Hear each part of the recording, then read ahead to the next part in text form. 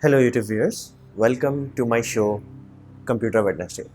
In today's episode, we're gonna continue the trend of backups. So, today we're gonna take a look at tape backups. So, let's dive right into it. So, before we get understand any technology, first thing we have to understand why there is a specific need.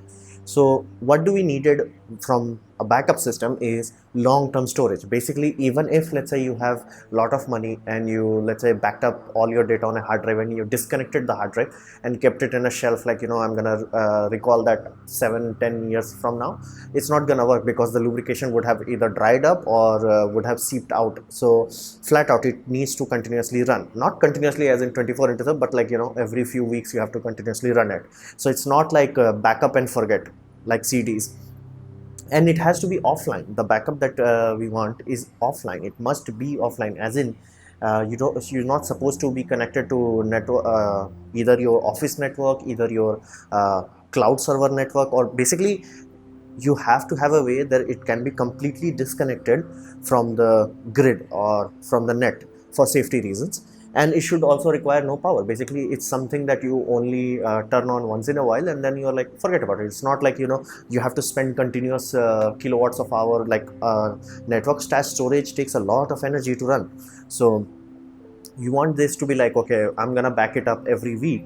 So during that week you don't need to do anything about it. Let's say you work 5 days a week, and then on the fifth day, on the night, you put it there, you backed it up.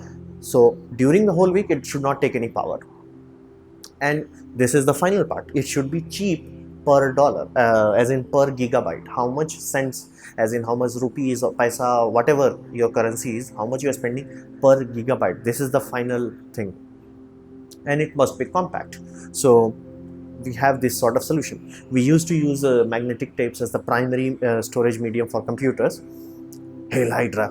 And as many of you know, we already are very familiar with tapes. This used to be the MP3 player of the old days. So these are our needs.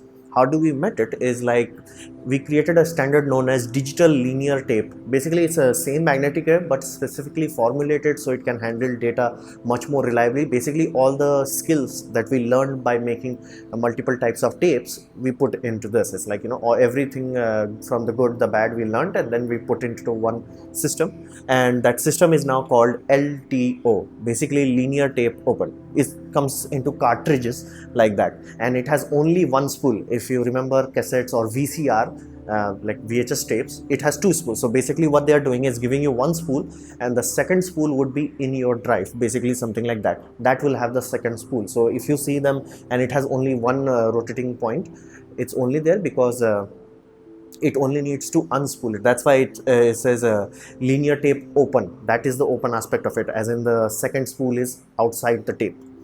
And it has very expensive drive. The drives, because of that nature, because the fact that it needs to create a structure where it can wound the tape, it's ludicrously expensive. The drives itself can cost you more than like $5,000 to $50,000. So tapes are very cheap. On the other hand, tapes itself is much cheaper than any hard drive.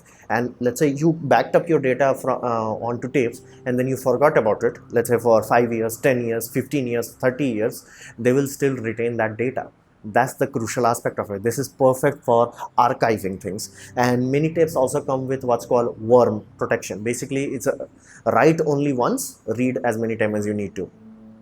And we also started to create what's called tape library, basically where, because these tapes are standardized, as in the size will remain the same, you can properly store them as we used to store with cassette tapes.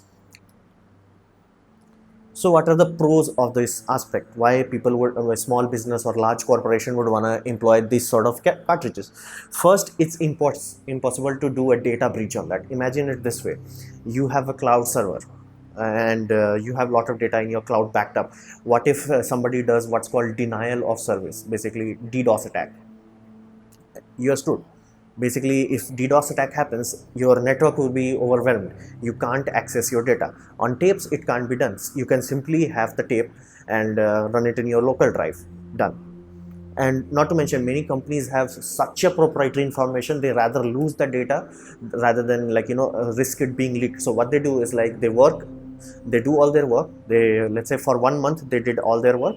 They archived it in tapes and then they deleted it from their server. So even if somebody hacks it, they cannot access the data. It is very crucial in some scenarios where you have mission critical data. Basically, there won't be a digital footprint. Data will be still safely kept in those sort of thing, but even if somebody hacks your server, it won't be compromised. So because of the fact that it is physically disconnected, as in the cassette can be taken out, the cartridge can be taken out, and you can be like, okay, let's say I make 5-6 cartridge backup, and each of my executive have one cartridge and they went home. So that way, for a fact at least one cartridge will survive no matter what happens, and you delete the data. No hacker, no matter how good, can access that data. And many of these tapes support hardware level encryption. So even if they steal the tape itself physically, they can't run it if they don't have the matching encryption key. And this is the best off-site backup. Now, many of you know, let's say you have a building, you have a big server rack, you have a lot of people working there. Fire does happen. So that's why we need something known as off-site backup. Basically, your data should be backed up, but it should be somewhere else, because it's very unlikely that you will have one catastrophe attacking two places. Even in the case of earthquake, let's say you are in the same town, it's unlikely both buildings will be destroyed 200%. Some may survive. For that reason, we always love off-site backup. Basically, you have a running backup which is continuously doing the backup, but if in case of earthquake, in case of a hurricane, or in case of a physical damages in fire, you will have off-site backup. This allows to do that because each of those tape can store a lot amount of data. And you have to understand, this format that you see here, it's very old, as in older than CD, and is still going. This is a very well supported format, and the structure of it is open source. That's why there are so many manufacturers making it. As in, this image that I'm showing is from IBM. Dell also makes it. HP also makes it. So there are many companies that make this sort of thing. So it's not going out of fashion, or it's gonna be unsupported. And to give you an idea how solid the system is, this is the structure of how they upgraded the system. And every time a new lot structure is introduced, like this is a current latest lot 8 structure, and it can support upwards of 12 terabyte. Here's the any device that can read that must also support one read and write on one step below, and read only to 2 step below. Basically, if you have generation 7 reader, the drive, it will successfully able to use generation 6 cassette in read and write, and generation 5 only read. So you can directly migrate your data from generation 5. All the systems that are getting certified with this LTO structure, they always have to follow this. So even if, let's say, you didn't care about your data systems and you were just backing a lot of data up in, let's say, lot 6, LTO 6, and you forgot about it, and then you are like, okay, let's not waste money into jumping into lot 7, directly jump into lot 8, because lot 8 will support up to 32 terabyte. You're like, okay, now your only thing you can't do is you can't write on your old tapes. You can read the data from it, but you can't write on them. So you can directly migrate your data. So suffice to say, this is a very well supported standard, and it's been going on for long enough that every aspect of it is thoroughly covered. How you're gonna recover your data, how you're gonna make sure the data is mined. And imagine having millions of cassettes. How you're gonna handle it? We have what's called a robotic tape library. Basically, in server form factor, you can buy robotic tape libraries where you don't even have to touch it. Like, there will be a barcode on cassette edge, there will be a barcode there, and robot will read the barcode, pull the cassette out, write the data, put it back there, and it will store that memory. Okay, this slot has this cassette has this much data used up. So that's why we have lot of robotic system, and each robotic system can support upwards of petabytes and petabytes and petabytes and petabytes and petabytes of data. Like, these are so capable that they store upwards of entire Google database can be stored on them. And yes, Google does store a lot of database in that, because in case of let's say you need to recall very old data, as in like 8-9 years old data, hard drive would be dead from that point. And if you had stored that kind of data on your active system, you would have been compromising a lot of space in your active system, which you don't want to do. So archive storage is very good for that sort of scenario. So, and imagine a company like IBM, imagine a company like Dell, how much data they must archive. For that reason, this whole structure has been thoroughly tested.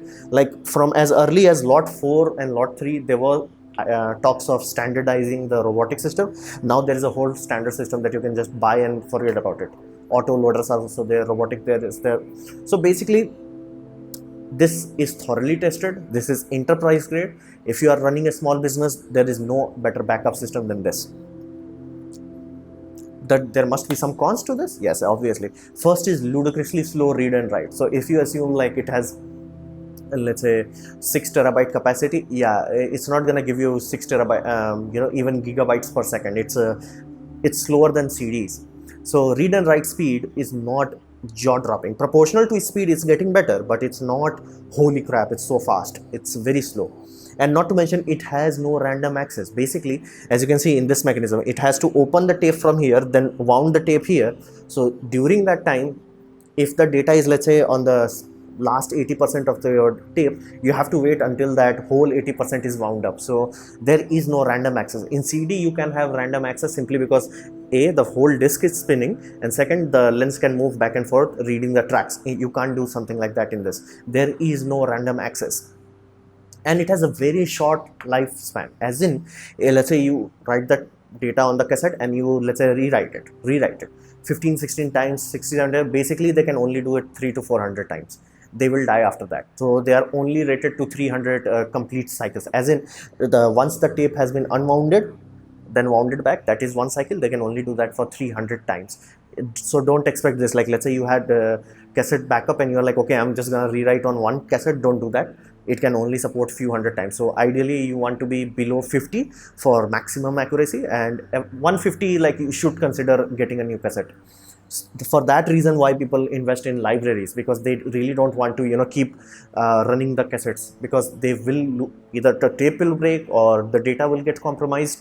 For that reason, it has a very short lifespan, and it's only suited for archive. It is not something that you can be like, hey, I'm gonna store all my 4K movies in this cassette and then plug it in my system and then watch 4K movies. Yeah, it's not suited for that sort of application. CDs are better for that, optical media, on which I have made a video about that yesterday, means like last week's episode. So these are the cons of the system. So I hope you liked my episode on this matter and you liked it, learned from it. In that case, please leave a like. If you didn't, don't worry about it, dislike it. And I would say leave a comment, what would you want to see in the next episode of Computer Wednesday. And as always, thanks for watching.